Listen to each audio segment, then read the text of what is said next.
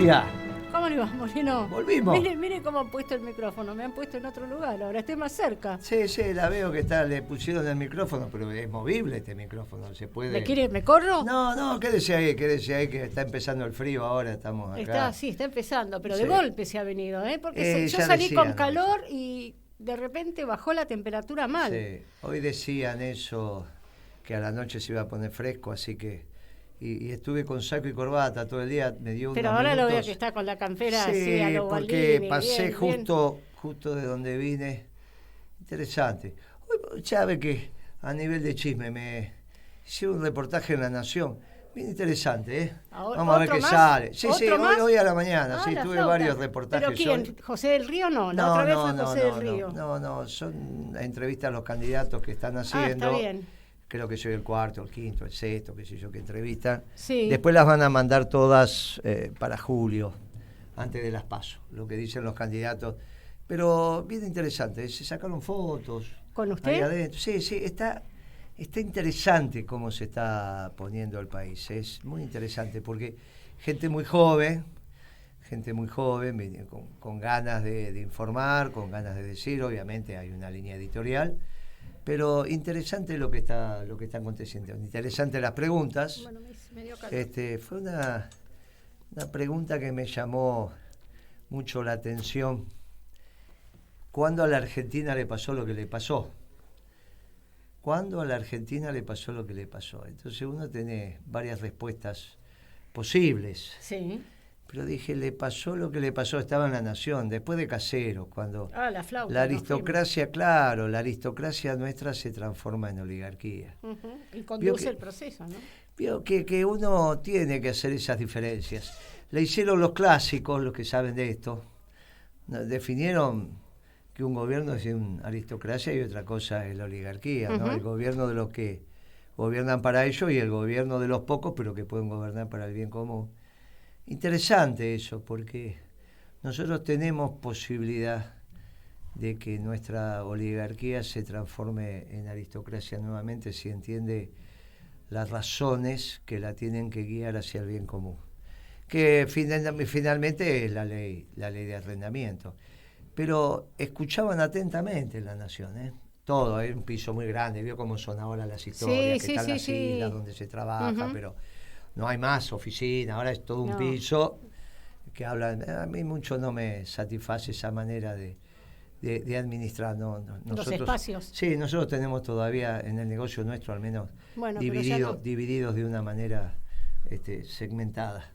Pero bueno, ahora se trabaja así. Se trabaja, lo ven en el gobierno de la Ciudad de Buenos Aires. Sí, bueno, porque es todo moderno. O sea, a mí esa concepción no me termina. No, esa concepción de que los espacios se manifiesta una horizontalidad que después en los hechos no existe. No, claro, los hechos no existen, pero aparte falta capacidad, no hay capacidad de diálogo, porque claro, si vos hablas, todos escuchan con todo. En realidad es al revés.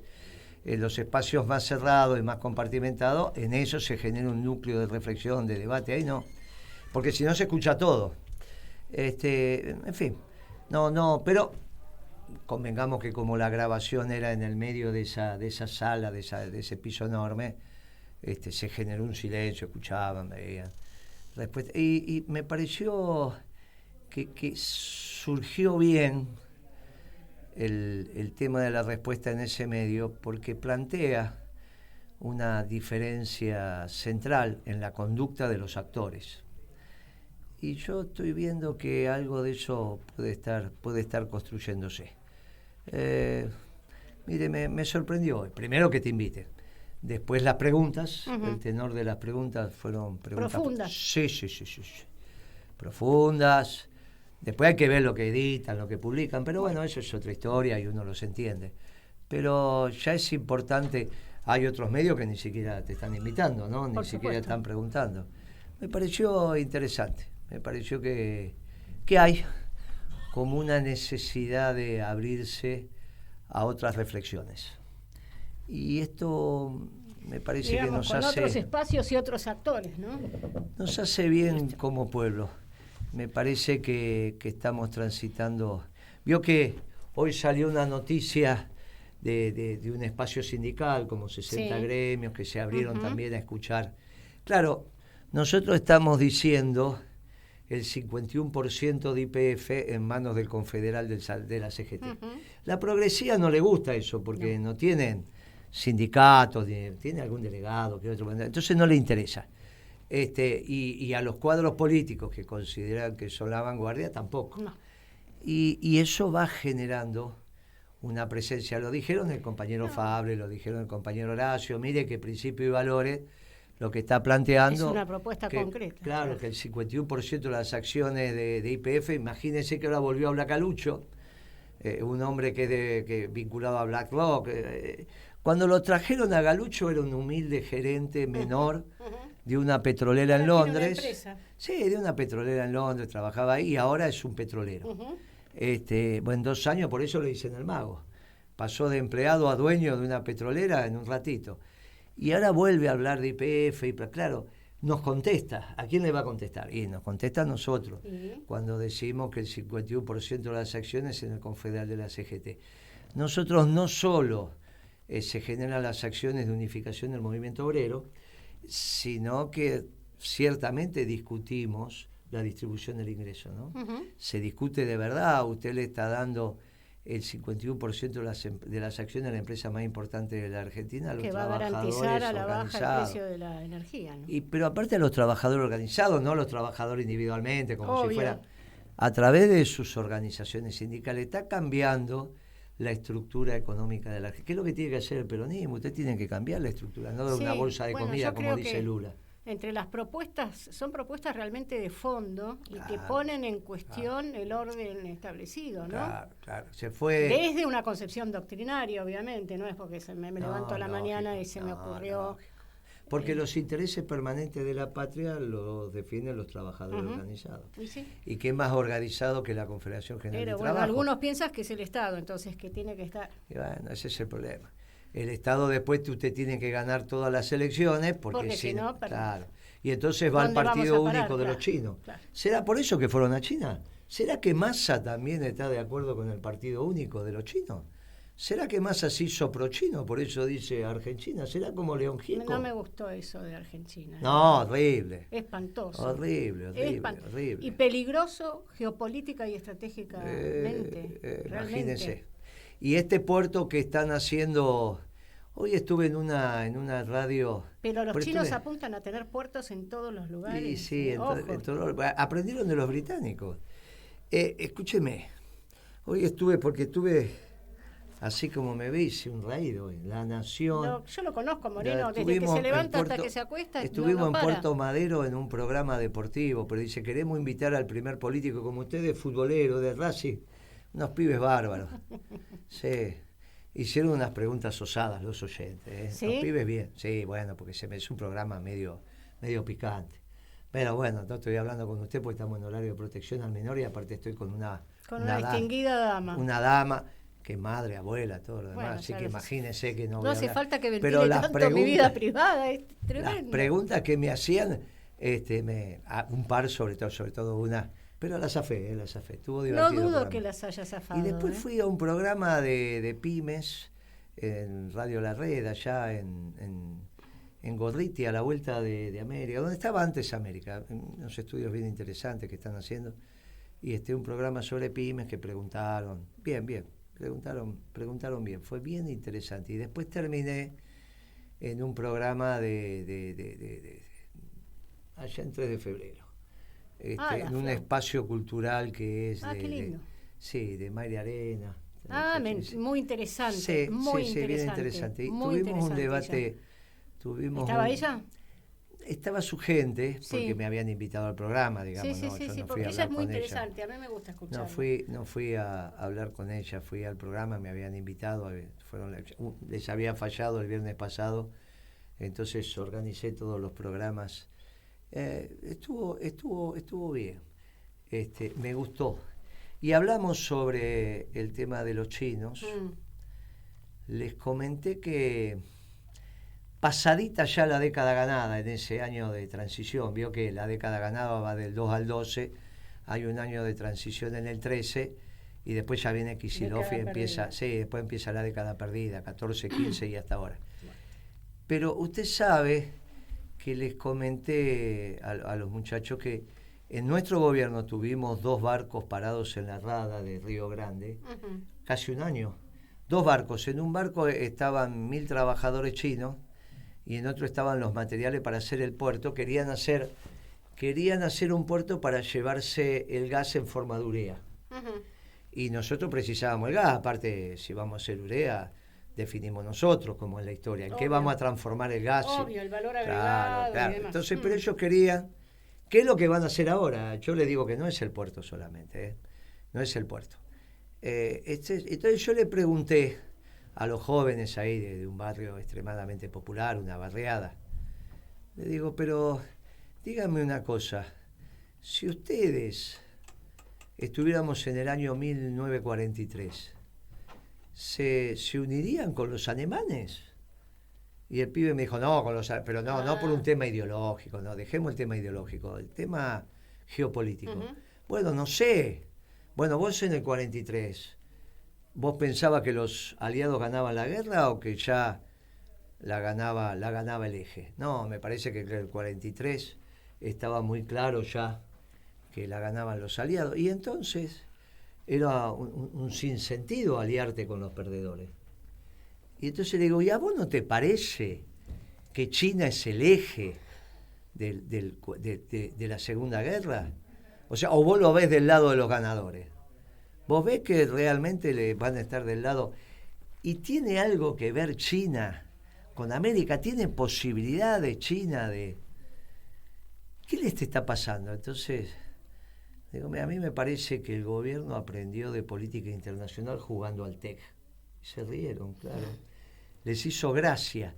Pero es que a mí me parece que no reflexiona. Está bien que el canciller no está en condiciones de reflexionar sobre esto, un muchacho muy joven, no está, digamos, no es su expertise. Sí, pero fin. De todos modos la reflexión no es individual y colectivamente tampoco hay marco como para que eso ocurra. ¿Qué puede decir Massa? Vos imaginate Massa que le parece gracioso decir Argentina. No, es tremendo. Ahora, lo que dijimos la semana pasada se empezó a cumplir porque levantaron el antidumping de las bicicletas. Usted sabe que en la década ganada se habían terminado la fábrica de bicicletas. El presidente de la Cámara de Bicicletas era un compañero, una persona que trabajó bien, no sé, quizás ya no esté, ojalá que esté, yo no lo volví a ver, pero una persona muy dedicada a la industria. Dice, Moreno, nosotros teníamos miles y miles de trabajadores en la industria de la bicicleta. Las perdimos a todas, en ese momento habían quedado algunas que armaban. Y él venía cada 60, 90 días a dar las gracias, porque estaban levantando y cada vez la Cámara, no estamos hablando de sindicato de la UON, la Cámara estaba recuperando empresas. Y la verdad que decía, mire, si no hubiese sido por este gobierno, no, perdíamos definitivamente el arte de fabricar bicicletas, no cualquiera sabe hacer bicicleta, ¿no? Yo le doy los caños, una soldadura, de esto no me armo una bicicleta, no es que cualquiera pueda armar una bicicleta. Parece una pavada, pero no es una pavada. Tiene que estar centrada, tiene que estar bien, prolija. Y la verdad que la bicicletería en la Argentina era una industria bien interesante. Bueno, la habíamos perdido y la recuperamos con nosotros, como la fábrica de zapatillas y demás. Ya al levantar el antidumping, los chinos la van a volver a hacer, porque se los vuelvo a decir al gobierno argentino, porque me parece que bueno, lo urgente le hace ver lo importante, pero tienen que terminar con esta estupidez. Los costos de fabricación en China son muy parecidos a los costos de fabricación en Argentina. Nosotros, desde la Secretaría de Comercio, invité a la Secretaría de Industria. 2 misiones seguidas hicimos. La directora que la puse a cargo, bueno, se murió. Fumaba mucho, ya se lo conté, María. Una extraordinaria compañera también. Ojo que era personal de planta, yo la conozco porque fue profesora mía también esta historia de que yo estudié, y como estudié de grande, fue Beatriz, profesora, sí, ya sé que Bea fue. Pero María también. Sí, yo también estudié y María me la encuentro ya como funcionaria en la Secretaría de Comercio y nos dimos un abrazo. Ella entró, llega el secretario Moreno, qué sé yo, y la cito porque yo no me acordaba del apellido de ella. la cito y viene y le digo, pero vos fuiste mi profesora, sí, bueno, pero no lo quería decir porque no quería que se... No, pero vení acá, sentate, vos sos una compañera en la época de dictadura, yo me acuerdo perfectamente lo que vos hablabas, tanto Beatriz como ella. Muchos peronistas fueron profesores en las universidades, no en las estatales, No, se las fueron privadas. claro, se fueron de Sobrevivieron. gestión privada, claro. Y a mí me habían dado media beca en la UAD y ahí me formé. O no sé, pero ahí estudié.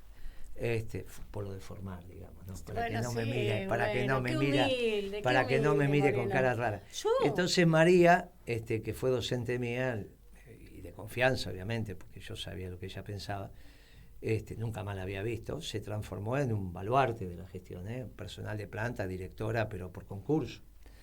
Tenía 2 directores por concurso, Carlos y ella.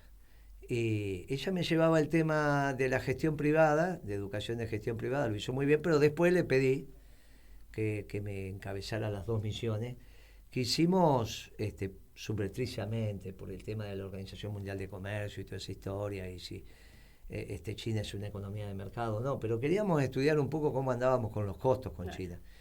Y yo les hice la reunión desde acá, desde las empresas que teníamos en la Argentina y que tenían en China, a través de las gerencias. Se armaron las reuniones y fueron como una semana, fueron 2 o 3 funcionarios míos y 2 funcionarios de industria. Hicimos una misión conjunta encabezada por María. Después hicimos unos seminarios con empresarios, con trabajadores, y ella explicó con precisión la estructura de costos de las empresas chinas, que eran muy parecidas a las argentinas, porque cuando uno hace costos, hace costos. El esquema de salida del producto en la planchuela de la fábrica, puerta de fábrica, en la planchón de la fábrica, es muy parecido. Me acuerdo de las zapatillas, lo de más precio no me los acuerdo, pero eran $12. Las zapatillas buenas en la Argentina, $12. En China, $12. ¿Por qué llegaban acá a $2, $3? Bueno, porque el Estado chino interactúa desde la fábrica hasta la feria de venta. ¿Está bien? Entonces, en el proceso de venta, ellos cuotifican, tienen que vender y tienen que vender. Por eso esas famosas ferias donde se van a comprar. Pero ahí ya participa el Estado. Entonces, lo que está haciendo la Argentina, autorizando esa venta de productos chinos en el mercado, es aceptando la estructura decisional del Estado chino, incluso en el nivel de precio. Está mal lo que están haciendo. Está mal. Van a terminar de destruir la poca industria que va quedando. ¿No? Claro, porque ahora van a seguir levantando los antidumping por una migaja, porque hicieron mal las cosas. Entonces se lo vuelvo a decir a Cristina, ella habla de industrializar la Argentina y después manda al hijo a China. Claro, cuando le dije esto al pibe de ahí, de los barrios populares, se agarraba la cabeza. Uy, pero esto... Me dijo 3 o 4 veces, nunca pensé que Cristina podía pensar así. Uno la escucha y piensa que piensa de otra manera. Claro, porque hablan entre ellos y también me sorprendió que no tuvieran la verdad histórica, ¿no? No saben lo que pasó con Néstor Kirchner. Esto de que hay sectores que construyeron el cristianismo negando a Néstor Kirchner no es un tema menor, ¿eh? Y ahí vamos todos nosotros, porque nosotros también trabajamos con Cristina, pero digamos que el capital se acumuló con Néstor. Está mal lo que están haciendo con Néstor Kirchner, está mal lo que están haciendo con China, pero aparte, desde el hecho práctico del interés nacional, también está mal porque se están juntando con el eje cuando estaba claro que la guerra la ganaban los aliados. Después, bueno, uno puede decir, no, pero fueron los soviéticos, fueron los norteamericanos, bueno, está. Pero estaba claro que la ganaba el eje, la ganaban los aliados. Se están aliando con el eje, pero no en términos ideológicos, en términos de que no están entendiendo que son los perdedores. Y está claro y evidente que están... Pero aparte desde el sentido común de que no tienen una marina desarrollada. Guitia, si usted tiene un cheque o un pagaré que no puede cobrar, ¿usted va a considerar que ese pagaré hace parte de su patrimonio? Pero es obvio que una deuda que no se cobra la contabilidad capitalista dice, pásela a incobrables, y incobrables es la cuenta pérdida, es una de las cuentas que... Mire, no lo voy a cobrar, ni tengo capacidad de cobrarla. Bueno, los chinos no tienen capacidad de cobrar esas deudas que ellos están, ni los pagarés norteamericanos llamados bonos, ni nada por el estilo, no tienen una marina en condiciones de generar una guerra muy fuera de su frontera. No están en condiciones, pueden hacer la guerra ahí cerquita. Sí, no la van a hacer, pero con Taiwán, con Vietnam, con Camboya, ya para el lado de los rusos, olvídese. Mire, no son una potencia militar. Si no son una potencia militar, no son una potencia económica. Va unido. Es el ABC de estas historias. Entonces, ¿qué van a venir a hacer? ¿Qué van a defender en la Argentina? No van a defender nada. No es una alianza natural. Nosotros tenemos un ordenamiento básico que son los chilenos y los británicos. Y en el medio está la Patagonia. ¿A dónde quieren llegar? Y su proyección sobre la Antártida. Está mal lo que está haciendo el gobierno. Bueno, es un gobierno de gente irresponsable. Y se lo digo a Cristina con humildad, no puede decir que ella no tiene nada que ver. Mandó a su hijo. Mandó a su hijo a China. Salió ahora Boyce a decir que Cristina la otra vez que no tenía nada que ver con este gobierno. Bueno, mandó porque su ella hijo. Es legislativo, es senado. Sí, mandó a su hijo a China. No va a mandar a China para hablar sobre la interna de... Esto es ridículo. No es un espacio como para... Bueno, que utilizaron el avión para hablar... Déjense de embromar, para muchachos. rosca, para la Déjense rosca de política. embromar, déjense de embromar.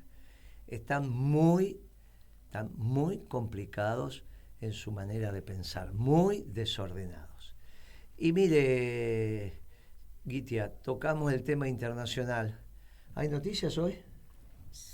Si tenemos noticias ahí, nos dice que sí. No, porque el otro día, ¿por qué no había noticias? Porque era feriado. Claro, era feriado. Muy bien. Está muy bien. ¿No trabaja Tela en los días feriados? Qué raros que son estos. Si yo tenía noticias por todos lados. Cada una hora los feriados. Ahí está. No, ve que había noticias. Cada hora las noticias de Telam cuando es feriado y cada media siempre. Ya me parecía que no podía ser, sí. TN pasaba las noticias, La Nación Más pasaba las noticias, todo pasaba las noticias, porque claro, cada una hora. Ahora nos explicó nuestra operadora estrella que sí había noticias, pero cada hora. Así que vamos a las noticias y después arrancamos con Argentina. Nuestra operadora top.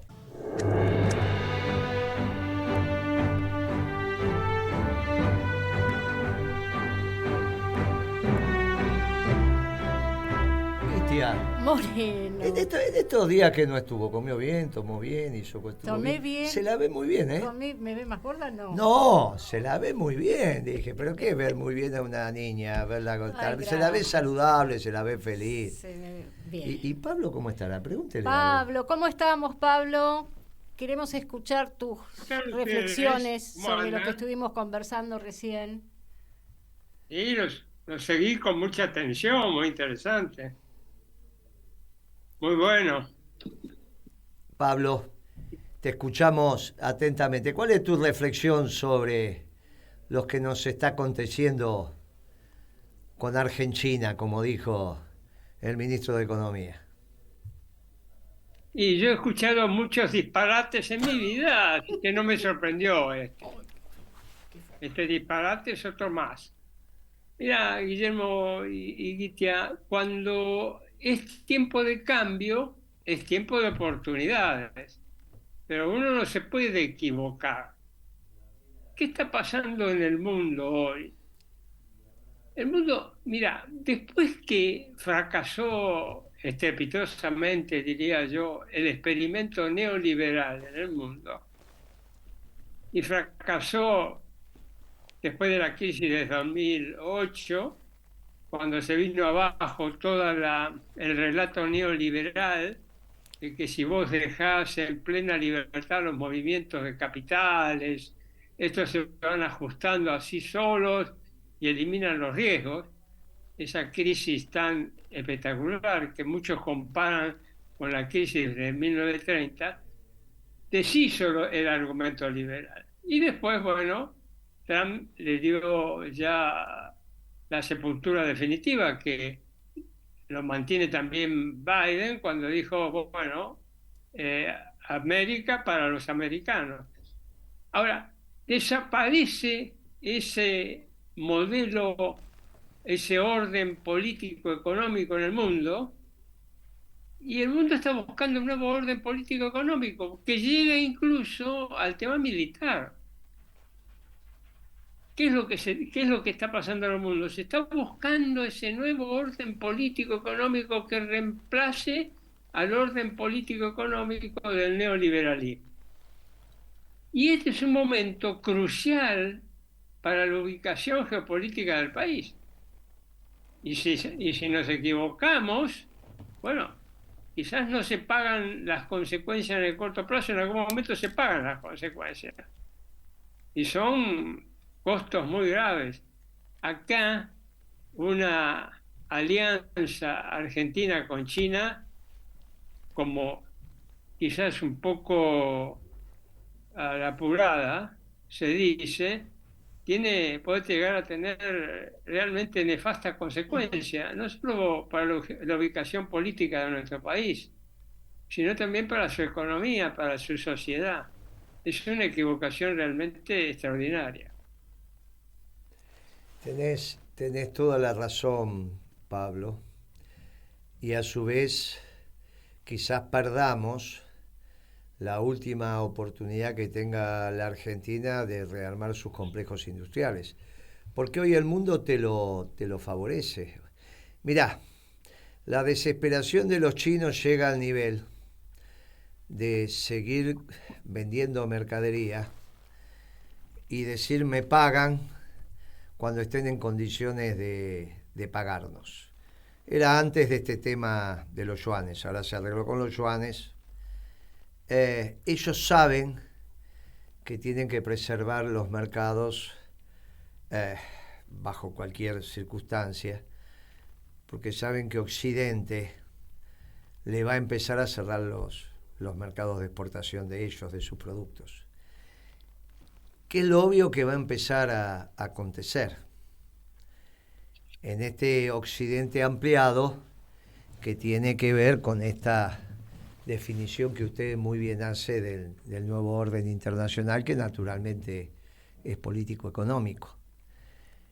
En este nuevo orden internacional, el Papa tiene una voz potente, muy potente, porque es el que empezó a explicar ya en el 2013 que el mundo estaba entrando en la Tercera Guerra Mundial en cuotas y que no era una guerra religiosa, sino que era una guerra por los puestos de trabajo, porque él visualizó con precisión que los pueblos se estaban quedando sin puestos de trabajo y que eso destruye el afecto societatis que puede haber al interior de una sociedad, que un pueblo no solo se destruye porque se queda sin territorio, cuando se queda sin trabajo.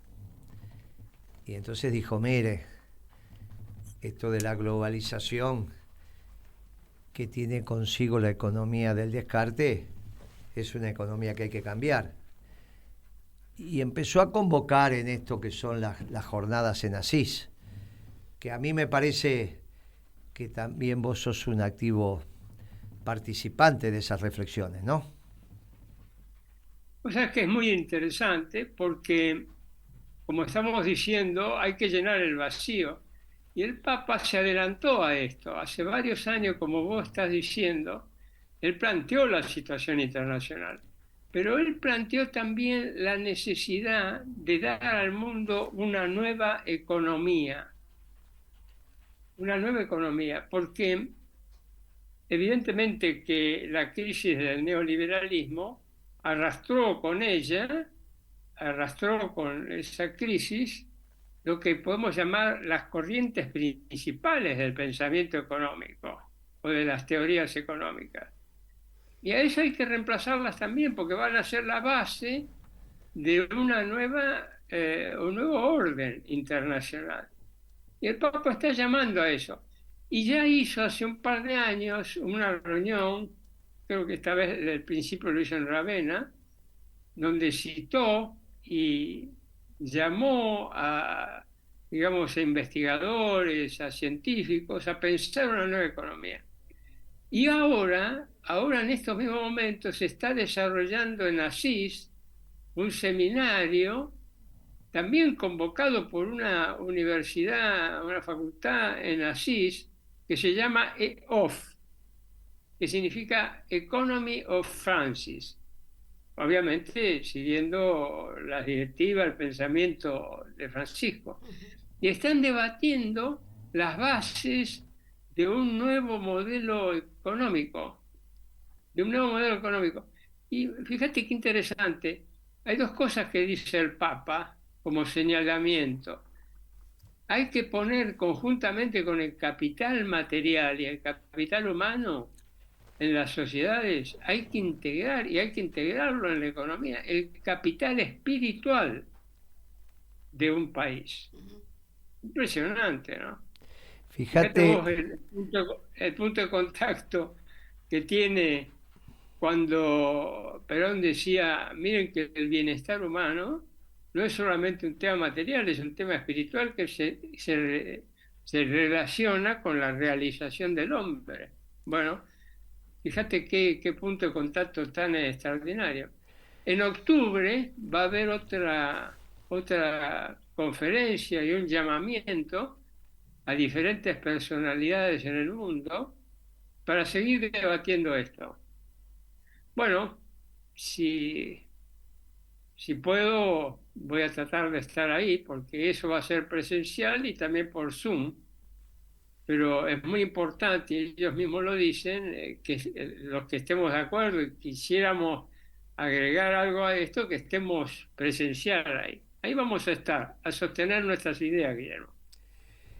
Fíjate vos qué punto de contacto, porque nosotros vamos a tener de candidato en la capital un cura párroco, donde nuestro discurso fundamentalmente es volverle a poner conceptualizaciones morales a la política y a la economía. De la economía... ¿Sabes? Disculpame que te interrumpa, Guillermo. Disculpa. ¿Sabes lo que estás haciendo ahí? Es un movimiento revolucionario. Para el estado actual de las cosas, es un movimiento revolucionario. Y eso que todavía no empezó la campaña, porque nuestro discurso para la capital federal, nosotros estamos pensando, tomando una vieja idea de los sabios de la política en la Argentina, de esos que no tuvieron cargo, demás, pero cuando hablaban vos hacías silencio, porque sabías que estaban diciendo precisiones. Esos viejos sabios de la política en la Argentina siempre sostenían que la capital federal y Córdoba adelantaban el ciclo político. En el caso del peronismo, los golpes arrancaron en Córdoba. En el caso de los procesos de transformación, la capital tuvo mucho que ver, y cuando se modificaba el ciclo también tuvo mucho que ver. Macri primero fue intendente en el 2007 en capital.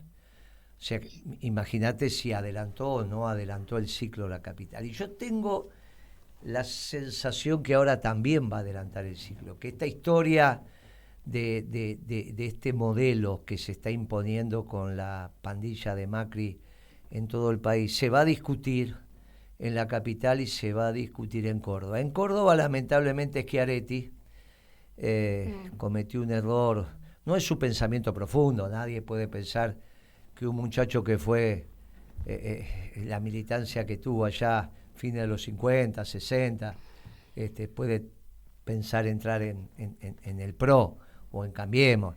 Él lo que quería era hacer un frente de frente, en vez que los partidos hicieran un frente, el Frente Cordobés con el Frente Juntos o Cambiemos, como se llame, hacer otro frente. Pero eso fue de una ingenuidad mayúscula, porque es obvio que un frente provincial no va a estar en paridad de condiciones con un frente nacional, y bastaron 2 operaciones de prensa para que estuviera instalado que él quería entrar en Cambiemos.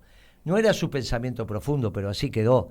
y se tendría que haber dado cuenta, de eso. Pero bueno, Córdoba también está en esta disyuntiva.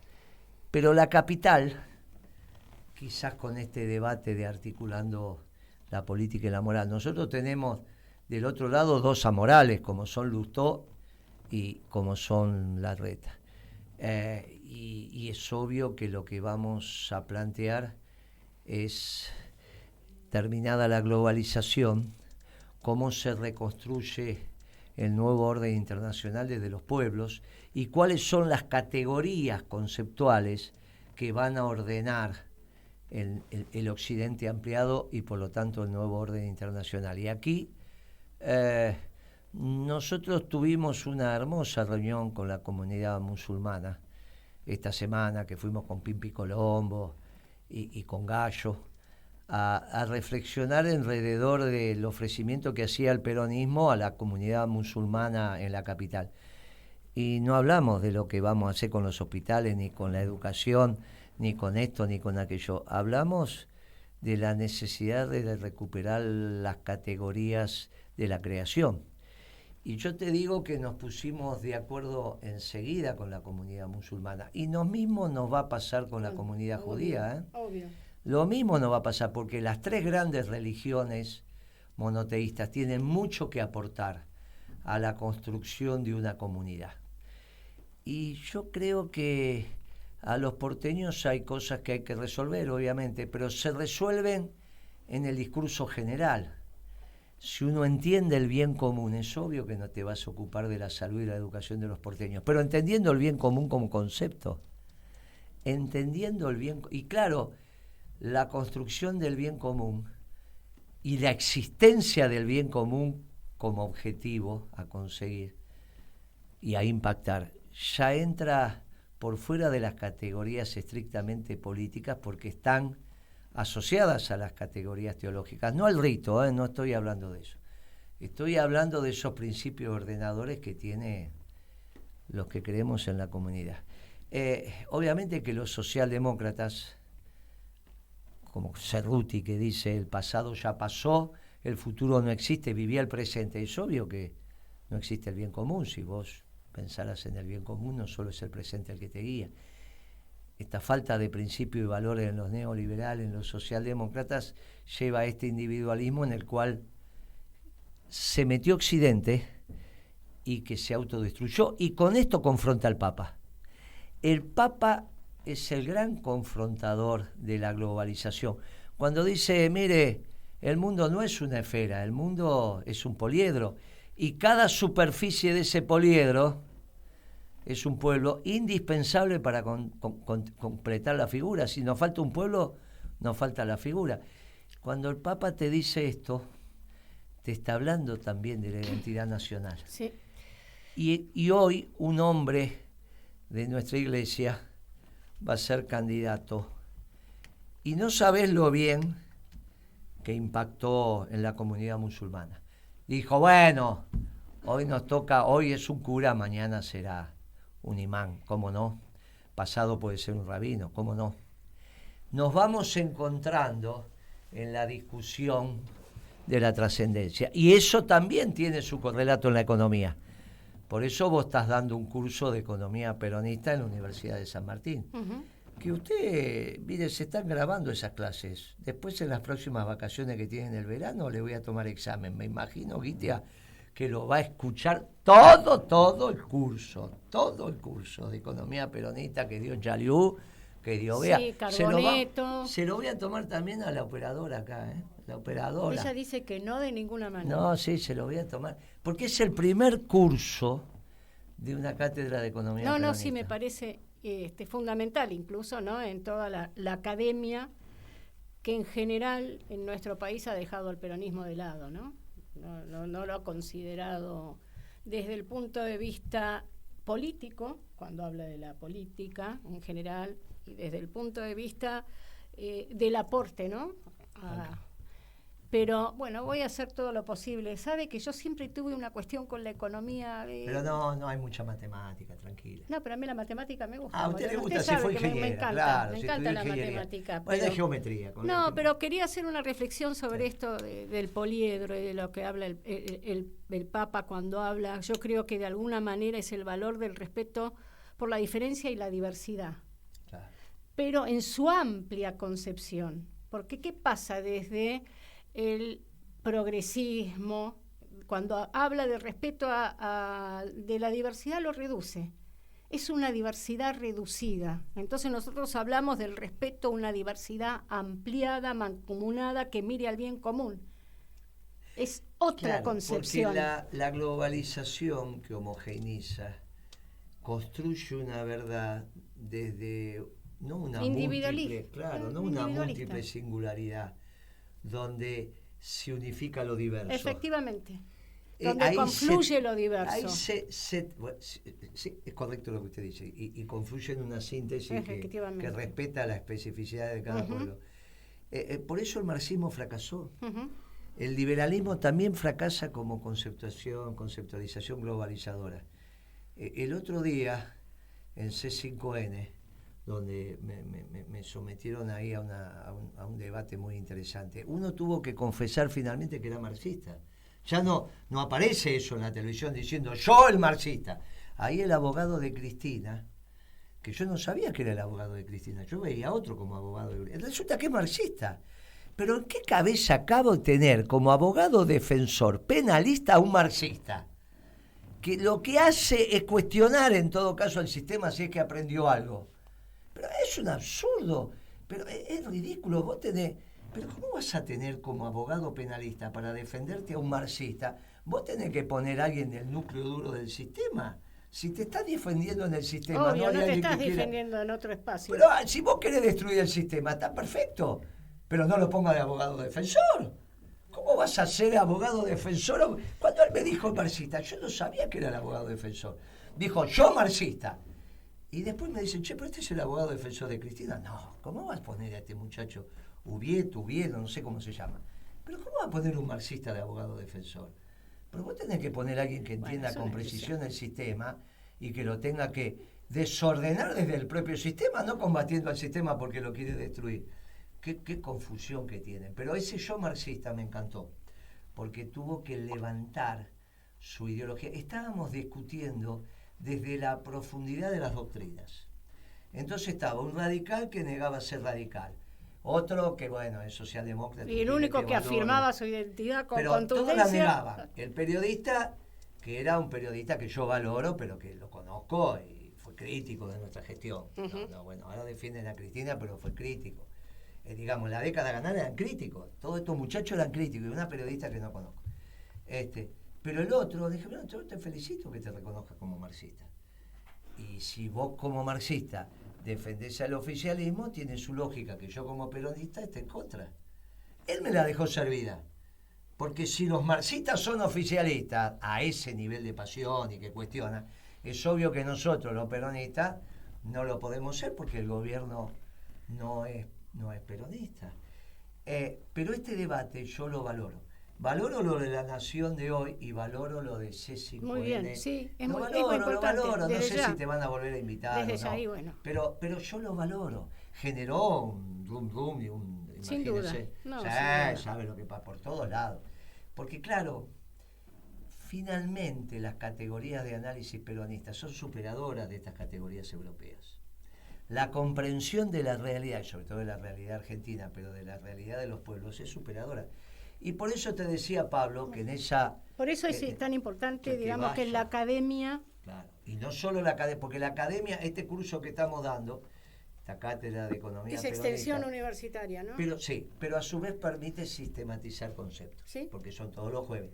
Y entonces el aporte de Pablo a ese encuentro en el Vaticano va a ser muy importante, Pablo, porque ya has sistematizado en tu cabeza lo que puede ser una nueva economía, que es la economía peronista. Obviamente no vas a ir a Europa a hablar de la economía peronista, vas a hablar de la economía en general. Pero en el fondo sabemos que esa nueva economía tiene mucho que ver con esta cátedra, ¿no? Sí, sin ninguna duda. Pero desde ya te digo que voy a ir a hablar de la nueva economía, que es la economía peronista. No tengo ahí ningún empacho. No es en el Vaticano, es en Es Asís. en Asís, tenés razón, lo organiza el Papa, pero es en En Asís. Asís, en Asís, en Sí, sí. Asís. Ahí se va a realizar. Se está realizando ahora y se va a realizar en octubre. Sí, sí, es en Asís. Pero yo voy a hablar de la economía peronista porque realmente hay que recuperar, es extraordinario, cuando vos mirás los fundamentos de la doctrina peronista, que serán 10 12 fundamentos, tiene una sabiduría extraordinaria, es la sabiduría que Perón descubrió, no es que la inventó, vos lo dijiste muchas veces y yo coincido con eso. Él descubrió esa sabiduría y la descubrió en el pueblo. Bueno, sin ninguna clase de vergüenza o sin ninguna clase de limitación, hay que decirlo, hay que decirlo. No es que uno quiera idolatrar a nadie, pero están ahí las categorías, ahí están los conceptos, y bueno, eso es lo que tiene realmente valor. Y me parece que eso es lo que tenemos que defender. Y es la base, esos conceptos que vienen también del humanismo, que vienen también de la doctrina social de la Iglesia, son la base de la nueva economía, que tiene que reemplazar a lo que se llaman las corrientes predominantes en las teorías económicas. Ese es el gran desafío y creo que se va a lograr, ¿eh? Se va a lograr y se está logrando. Fíjate vos, y esto ya vamos terminando, lo que está aconteciendo en la política argentina. Los únicos que estamos hablando de estas profundidades son algunos muchachos trotskistas. Milei arrancó intentando explicar el modelo austríaco, ahora ya es el equipo económico que le armaron los banqueros, obviamente es la Escuela Monetarista de Chicago, ya ahora no nos gusta esa sociedad, pero ya no es ese Milei adolescente en la edad del pavo que decía cualquier cosa, ahora ya es Carlos Rodríguez, ya es Roque Fernández, ya hay seriedad, no nos gusta, es un país que vamos a confrontar a ese tipo de país, pero hay seriedad. Ya están viendo la economía desde la moneda, el ajuste automático de la balanza de pago en términos monetaristas, y ahí van haciendo la cosa. Bueno, ellos lo están haciendo. Visto así, la teoría que desarrolló Friedman como ajuste monetario de la balanza de pago tiene que ver también con este esquema. Entonces, y nosotros, el resto de la política. Esto es Cristina, Macri, la pandilla de Macri, la Reta, la señora Bullrich, compañía. Solamente están en el toma y daca. Y cuando plantean el modelo de país, es imposible de realizar porque inmediatamente su decisión va por otro lado. Eso implica que no tienen una concepción de la política como un concepto modélico. Este es el modelo para la Argentina. En realidad es la política como instancia de cargos. Entonces me puedo juntar con Massa, de la misma manera se puede juntar Cristina con Massa y hacer eso que se llama unidad renovadora, que ese nombre no puede salir de un día para otro, ya lo tienen pensado. Como Massa se puede juntar con la Reta. Porque si dentro de 10 días nos enteramos que Massa se juntó con la Reta, y Schiaretti no nos va a sorprender. Vamos a decir, sí, era obvio, son todos, se juntaban en esa pizzería en Tagle y Libertador. Fíjate vos, todo parece que son movidas de pícaros sin pensar que las elecciones son solo un medio para conseguir un fin, que es un proyecto nacional. A esto hemos caído. De la década ganada transitando a la década perdida, ahora vamos a unas elecciones donde algunos grupos nos estamos planteando proyectos de país y otros proyectos de poder, entre comillas, si es que la política puede definir el poder, sabemos que es mucho más amplio. Pero bueno, esto es muy relevante. ¿Qué pueden hacer? ¿Qué puede hacer Scioli, con todo el cariño que le tenemos, con Tolosa Paz? ¿Qué pueden hacer? ¿Qué puede hacer Tolosa Paz si tiene algo para hacer para la Argentina o para la ciudad, o para la provincia que no lo esté haciendo ahora. ¿Cuál es el pensamiento profundo que se están planteando? Pero lo mismo es para Kicillof, ¿eh? La gestión de Kicillof está pasando sin pena ni gloria. No, en realidad hizo refacciones edilicias en las escuelas, pero imagínense. Entonces, cuando hicimos la 1420, al margen de que, ¿qué hacemos? Imagínate vos. Si ahora la gestión del ministro es que pintó algunas escuelas o que no sé qué cosa, del ministro no, perdón, del gobernador. Es absurdo. Nosotros desde la capital vamos a plantear las nuevas conceptualizaciones de la política. Y para eso tenemos nuestro candidato y tenemos nuestros militantes en la lista. Hicimos una experiencia el sábado pasado sobre el discurso de lo nacional confrontando con la globalización. Muy interesante. Y lo hicimos esta semana con los musulmanes. Muy interesante. Ya vamos a tener una candidatura distinta. Ya solo que sea un cura. ¿Qué va a poner la Cámpora en la capital? ¿A Santoro? ¿O a quién pondrán? No sé, pero aparte Lustó. Un muchacho que se le ocurre que tener sexo en la vía pública está bien. Y no es ese el problema, no sería ese. Porque el problema, le preguntaron, usted no estaba en la Argentina, una chica jovencita le preguntó en Infobae, ¿no vio ese reportaje? No. ¿Sabe qué le preguntó? Lustó, ¿le parece bien tener sexo en la vía pública? Y Lustó dijo, lo que hacemos las personas mayores consentidos corresponde a las personas mayores que hemos dado consentido. Donde tenemos sexo, el problema es nuestro. Muy bien, hasta ahí estaba. Hasta podríamos decir, bueno, en la vía pública, la verdad que. Pero sabe que avanzó más, porque ahí demostró que es amoral también. Cuando dijo, ¿sabe qué pasa? Yo ya me puse de acuerdo con mi mujer, que yo la amo hoy. Mañana no sé. Y si no la amo más, mañana no la amo más. Me voy. Qué manera de construir relaciones profundas y duraderas. Y ahí pero empezaron. Se habla del amor líquido, las relaciones líquidas, entra en ese concepto, ¿no? Sí, claro. Entonces, nosotros empezamos a ordenar desde las relaciones profundas, porque tener un hijo es una relación profunda, es una expresión del amor. Y no puede ser que pensemos, puede ser que no sea para siempre, pero cuando uno va a tener el hijo, es que piensa que es para siempre, no que más. Ahora ella plantea otro tema. Ella plantea que es lo mismo. Ahí, es muy cerquita de Milá y mañana vamos a comprar chicos. Che, nos ponemos de acuerdo, compramos ropa, muebles y un chico. Y porque son lo mismo, son la escuela austríaca. A esas concepciones nosotros le vamos a confrontar con una concepción profundamente moral de la política y de los negocios, que es como tenemos que construir la sociedad para que después haya una comunidad libre que sea feliz en una patria grande. Así que la semana que viene ya nuestro candidato va a estar en la cancha. Capaz que lo traemos al programa. Estaría buenísimo. Capaz que lo traemos al programa, pero le prometimos las primicias el lunes a algunos compañeros que se han portado. Pero el viernes capaz que lo traemos al programa. Si está la primicia en otro lugar, después puede venir al programa. Claro, porque el viernes es... Salvo que Capú quiera tener la primicia, es una radio amiga. Si Capú quiere tener la primicia, con todo gusto también. Perfecto. Pero no basta más que me lo diga. Cristian, se terminó el tiempo. Se nos terminó.